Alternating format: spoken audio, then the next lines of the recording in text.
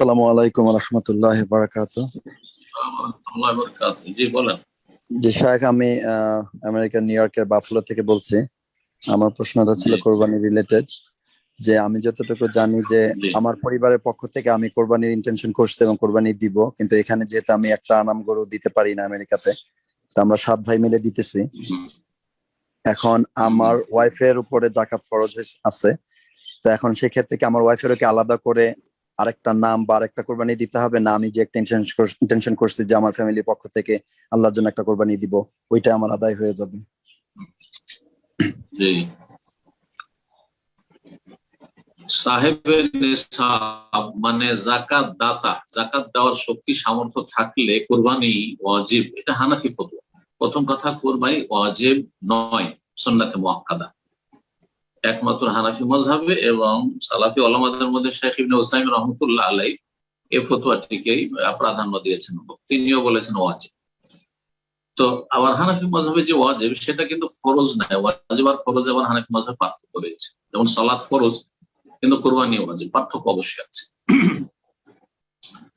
তো সঠিক মত সুন্নাতে মুআক্কাদা আর পুরো উম্মতের উপর ফরজে কিফায়া।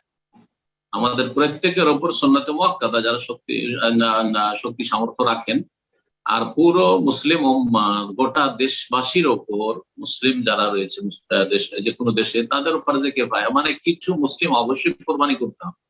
অর্থাৎ গোটা দেশের মুসলিমরা যদি কোরবানি না করে তাহলে সকলে গুনাহগার হবে। কারণ কোরবানি একটি শাইরা জাহেরা, প্রকাশ্য একটি আল্লাহর নিদর্শন, সুতরাং সেটা অবশ্যই কায়েম হতে হবে।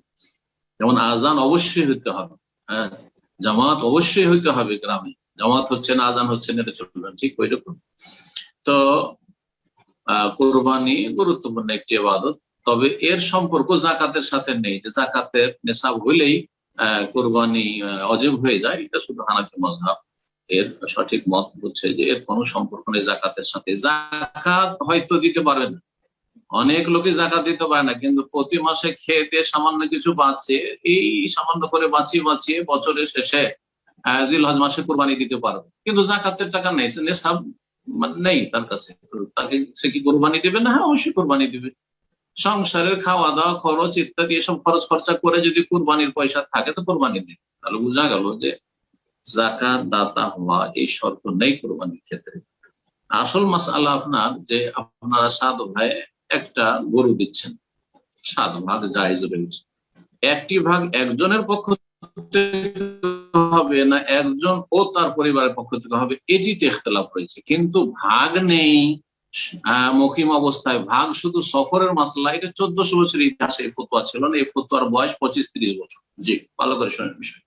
তো একেবারে নতুন ফতোয়া, এই ফতোয়া নতুন মানেই ঠিক কথা নয়, নতুন অনেক নতুন আছে যেগুলো সাজ, বিরল, উদ্ভট ফতোয়া, যার ফলে সব নতুন থেকে সাবধান, সব নতুন থেকে সাবধান। জি, নতুন লাগলেই সেটা চমৎকার এটা নয়, কিন্তু তুল্য জাদিদিন লাযীজুনের আরবিতে যে প্রবাদ রয়েছে যে প্রত্যেক নতুন সুস্বাদু, এই ফতোয়ার ক্ষেত্রে অনেকে এরকম মনে করেন, আরে এই নতুন কথা আবিষ্কার করতে পেরেছে, তাহলে তো এতদিন পুরো মুসলিমা ভুলে ছিল যে 7 ভাগের কোরবানি দিয়েছে বাড়িতে বসে বসে, না, ভুল কথা।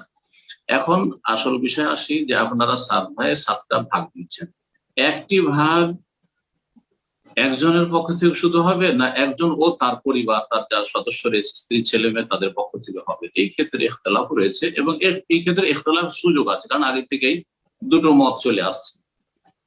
যারা বলেছে একজনের পক্ষ থেকে তাহলে শুধু আপনার হবে, কিন্তু শেখ ইবনে বাজ রাহমাতুল্লাহ আলাইহির ফতোয়া, এবং সেটিকে আমি নিজে ব্যক্তিগত ঠিক মনে করি, যে একটা ছাগল সম্পর্কে স্পষ্ট হাদিস আছে যে রাসূলুল্লাহ সাল্লাল্লাহু আলাইহি ওয়াসাল্লামের আমলে একটি ছাগল একজন এবং তার পরিবারের পক্ষ থেকে যথেষ্ট হইত, আর একটি ছাগল সমান একটি ভাগ, একটি ছাগল সমান একটি ভাগ। সুতরাং একটি ভাগও ঠিক ওই রকমই হবে একজন এবং তার পরিবার পক্ষ থেকে। সুতরাং আপনি নিয়ত করবেন যে এই কোরবানি আল্লাহর জন্য আমি করছি, আর এতে আমি সামিল করছি আমার স্ত্রীকে, আমার ছেলে মেয়েকে, এমনকি আমার মৃত বাপ মাকে, অসুবিধা না, মৃতদেরকে আওতাভুক্ত করা যেতে পারে, কিন্তু শুধু মৃতের নামে কোরবানি করা সুন্নাত নয়। জি, এভাবে করবেন।